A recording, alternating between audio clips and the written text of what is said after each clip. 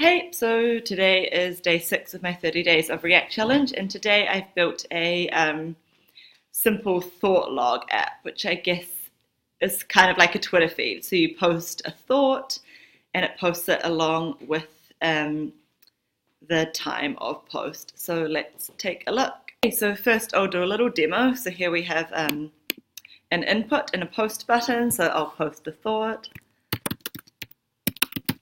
This, for example, and post, and there it goes.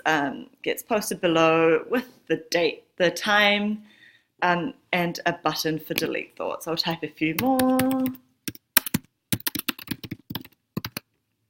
Post.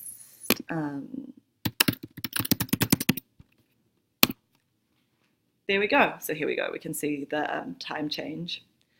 Cool. So let's have a wee look at the code. First of all, as far as state goes, this time, since we start off with no thoughts to begin with, like we're posting them, I've just started out with an empty array thoughts for state. So on first render, of course, we get nothing because that array is empty. And as far as components go, just have one, which is thought.js here. That has two properties which it outputs thought and time. So thought is the actual little line of text, and time, of course, is the time. Okay, so let's have a look to start at the return block. So this time around I've used a new feature with React. Well, I've used a form. Like previous to this I was just kind of using buttons and paragraphs, etc. But this time I've used a form, and that's to take the user input and post it. And within that form, we have on submit, we hand in an event handler, which is add thought. And another new thing I've explored with this app is using React's ref, which is a way of kind of targeting and isolating inputs so that we can use them in the rest of the app, because obviously we're going to have to take whatever the user types, so we can then use it and post it as a new thought. Okay, so in the return block as well, we've got our thoughts being output here as a list.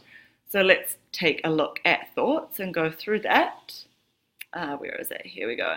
So as in my last couple of apps, I'm mapping thoughts and then just passing them through the thought and time properties, and also passing a reference to delete thought handler, which is that button, which is used in that button to delete the thought. The other thing I'm doing is reversing the array. So obviously, like with Twitter, for example, you always have the most recent posts first. So when I post this new thought, post, it's going to be up the top there.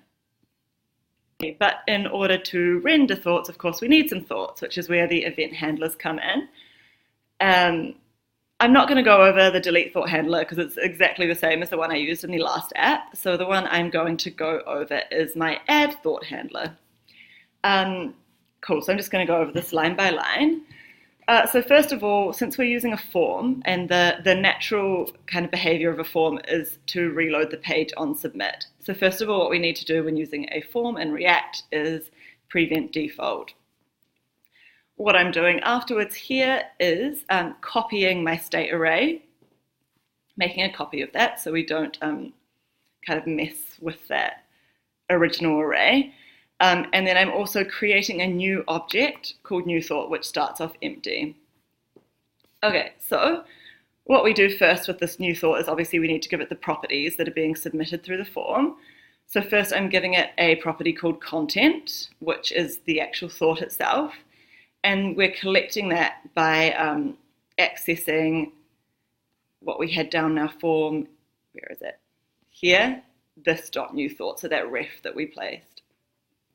And then what we want to do is add the time property to new thought, which I collect a bunch of data using JavaScript's get date, and then interpolate that here to get just that little area of the date, which is the current time that we want.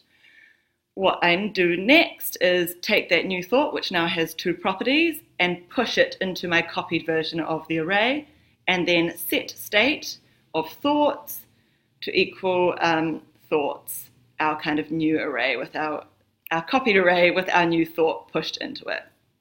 So that's how that works. Oh, and then lastly, what we do is set the new thought, this.newThought.value back to null, so that otherwise, like, the old thought would still be sitting here and we wouldn't see our default text again. So that's it for today, and I'll be back again tomorrow with something new. Bye.